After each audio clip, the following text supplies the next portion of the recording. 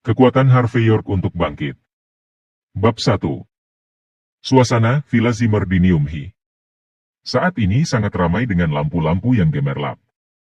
Malam ini adalah malam pesta ulang tahun ke-70 kakek Zimmer, dan sekarang dipenuhi dengan banyak orang yang menghadiri acara tersebut. Semua anak dan cucu dari kakek Zimmer memberinya hadiah dan berkata dengan serempak, "Kami berharap bahwa kakek Zimmer selalu diberkati dengan kesehatan yang baik dan umur panjang." Kakek Zimmer muncul dengan perasaan senang dan juga gembira saat ia duduk di kursinya. Lalu, kakek Zimmer menjawab, "Bagus. Kalian semua memang cukup berbakti. Aku sangat senang hari ini, jadi aku akan mengabulkan setiap keinginan kalian semua. Katakan saja apa yang kalian inginkan." Semua orang yang hadir di ruangan itu merasa gembira mendengar apa yang dikatakan kakek Zimmer. Lalu seseorang berkata, "Kakek, aku ingin apartemen di dekat laut. Ini tidak mahal dan hanya lebih dari $1 juta. Kakek, aku ingin tas edisi terbatas Chanel. Kakek, aku ingin mobil sport BMW. Kakek, aku ingin jam tangan Rolex." Baiklah. Aku akan mengabulkan semua keinginan kalian. Kakek Zimmer memberi mereka janjinya tanpa ragu-ragu. Semua anak dan cucu kakek Zimmer yang meminta hadiah sangat gembira. Mereka semua bersorak dan hampir berlutut di lantai saking mereka sangat bahagia. Melihat ekspresi wajah mereka, kakek Zimmer juga senang. Dia merasa bersyukur. Pada saat itu, salah seorang menantu dari Zimmer, Harvey York, tiba-tiba melangkah maju dan berkata, "Kakek, bisakah kakek membelikanku skuter? Karena dengan skuter itu, akan lebih mudah bagi saya untuk pergi dan membeli beberapa sayuran." Pada saat itu, semua orang dari keluarga Zimmer terkejut. Hampir semua orang tercengang saat mereka memandang Harvey dengan tak percaya. Apakah menantu rendahan itu sudah kehilangan akal sehatnya? Permintaan macam apa itu? Bagaimana bisa seorang menantu rendahan meminta sesuatu? Selain itu, dia bahkan tidak menyiapkan hadiah untuk kakek Zimmer selama pesta ulang tahun. Bagaimana dia bisa begitu tidak tahu malu untuk meminta sesuatu kepada kakek Zimmer? Dia bahkan tidak meminta apa-apa selain skuter. Apakah dia ingin mempermalukan kakek Zimmer dengan sengaja? 3 tahun lalu, mereka tidak tahu di mana Nenek Zimmer menemukan seorang pria bernama Harvey. Nenek Zimmer memaksa cucu tertuanya untuk menikah dengan Harvey. Saat itu, Harvey adalah seorang pemuda miskin dan tidak berbeda seperti pengemis jalanan. Namun, pada hari pernikahan mereka, Nenek Zimmer meninggal dunia. Sejak saat itu, semua orang dari keluarga Zimmer memandang rendah dirinya. Selama 3 tahun terakhir, Harvey melakukan semua jenis pekerjaan kasar untuk keluarga Zimmer. Dia harus menyiapkan air bagi semua keluarga Zimmer untuk mencuci kaki mereka. Selain itu, dia juga bertugas memasak makanan untuk keluarga Zimmer. Dia memang menjalani kehidupan yang cukup menyedihkan selama berada di keluarga Zimmer. Sekarang dia memberanikan diri untuk bersuara dan meminta skuter. Menurutnya ini hari yang terbaik untuk berharap meminta sesuatu kepada kakek Zimmer. Skuter di rumahnya dicuri oleh seseorang ketika dia pergi untuk membeli sayuran sehari sebelumnya. Dia miskin dan tidak punya uang, jadi dia hanya bisa menyuarakan keinginannya pada saat itu.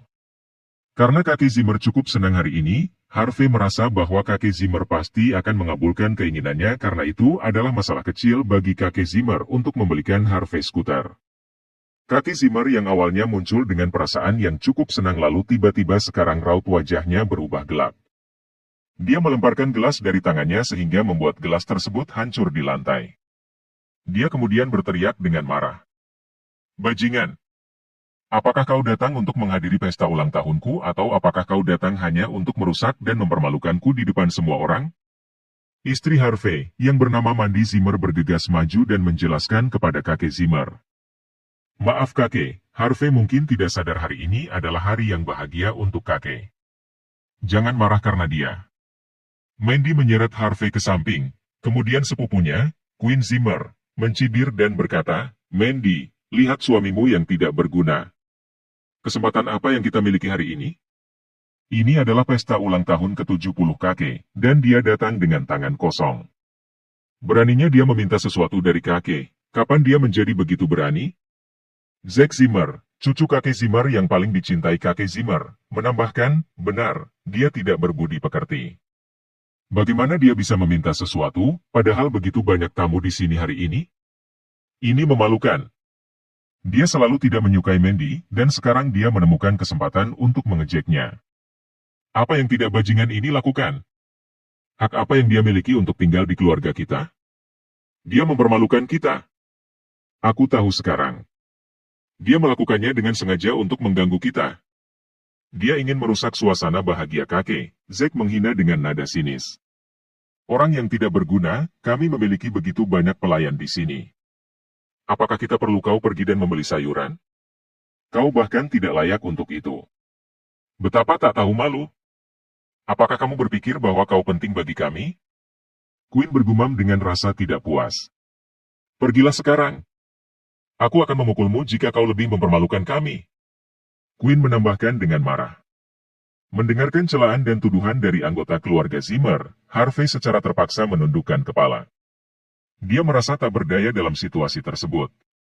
Namun, Harvey sadar bahwa, 3 tahun yang lalu, Harvey mungkin telah kehilangan nyawanya jika nenek Zimmer tidak menyelamatkannya.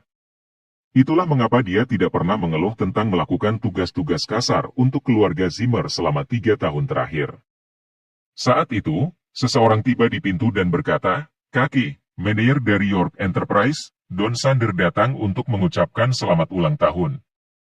Segera, seorang pria jangkung dan tampan memasuki ruangan sambil tersenyum. York Enterprise adalah sebuah bisnis keluarga yang dimiliki oleh keluarga paling berpengaruh di South Light, yaitu keluarga York. Don adalah salah satu manajer proyek yang bekerja untuk perusahaan York Enterprise. Dia berasal dari latar belakang keluarga yang baik dan menjabat posisi penting dan bergengsi di perusahaan. Banyak keluarga di Niumhi ingin dekat dengannya, tetapi mereka tidak pernah menemukan peluang yang baik. Anehnya, Don datang untuk mengucapkan selamat ulang tahun kepada kakek Zimmer.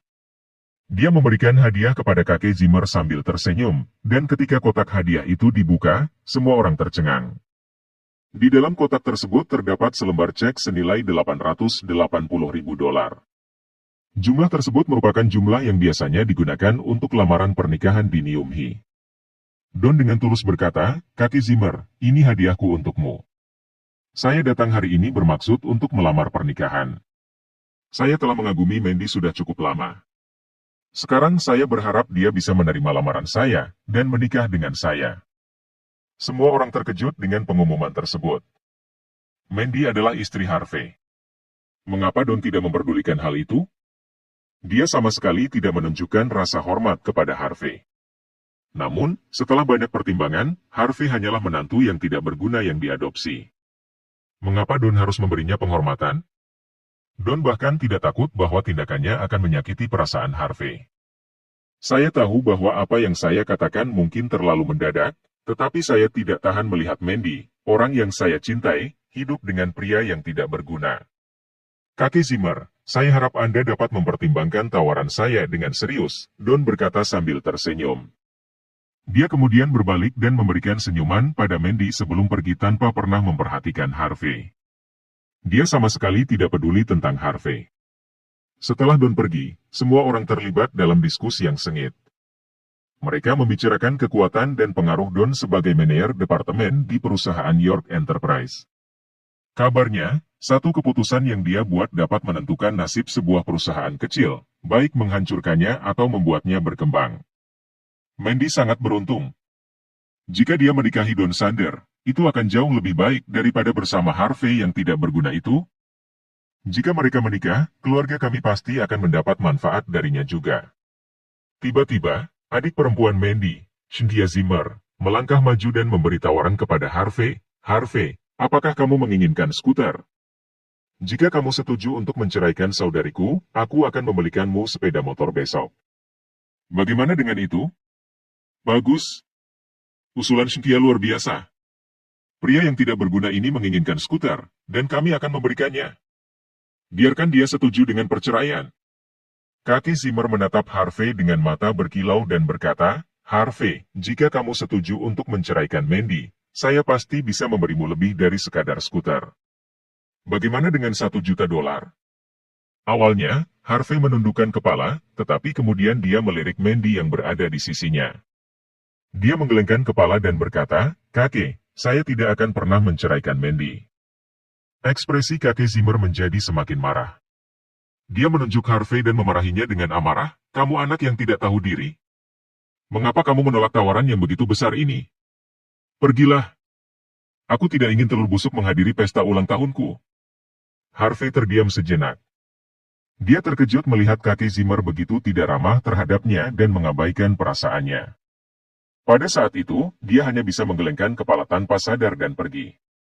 Harvey. Mandy terlihat ragu-ragu. Dia tidak tahu apakah harus mengejar Harvey. Namun, kakek Zimmer dengan dingin berkata, "Mandy, jika kamu berani pergi bersamanya hari ini, aku akan menolakmu dan tidak pernah mengakuimu sebagai cucuku." Mandy segera berhenti berjalan. Dia tidak pernah berharap melihat kakek Zimmer sekejam itu. Harvey segera berkata, "Tetaplah di sini." "Mandy, jangan pedulikan aku," kata Harvey kepada Mandy sebelum Mandy bisa bereaksi. Kemudian, Harvey berbalik dan pergi. Zack, saudara ipar Harvey, tertawa terbahak-bahak. "Bagaimana kamu berencana pulang, saudara ipar tercinta? Jangan bilang kamu akan berjalan kaki sepanjang jalan pulang. Ayo, aku punya $1. Biarkan aku membantumu supaya kamu bisa membayar ongkos naik bus." "Jangan malu untuk menerimanya," kata Zack sambil tertawa. Zack kemudian mengambil $1 dan melemparkannya ke Harvey, yang membuat semua anggota keluarga Zimmer tertawa terbahak-bahak. Meskipun Harvey menggertakkan giginya sedikit, dia tetap tidak bisa berkata-kata. Setelah itu, dengan segera Harvey meninggalkan Villa Zimmer. Kemudian telepon Harvey tiba-tiba berdering. Dia mengeluarkan telepon lamanya dan melihat nomor kontak dengan 6 digit terakhir 8. Harvey mengerutkan kening sedikit sebelum mengklik pesan tersebut dan membacanya. "Tuan, perusahaan York sedang menghadapi masalah besar. Segeralah pulang untuk mengatasi masalah ini.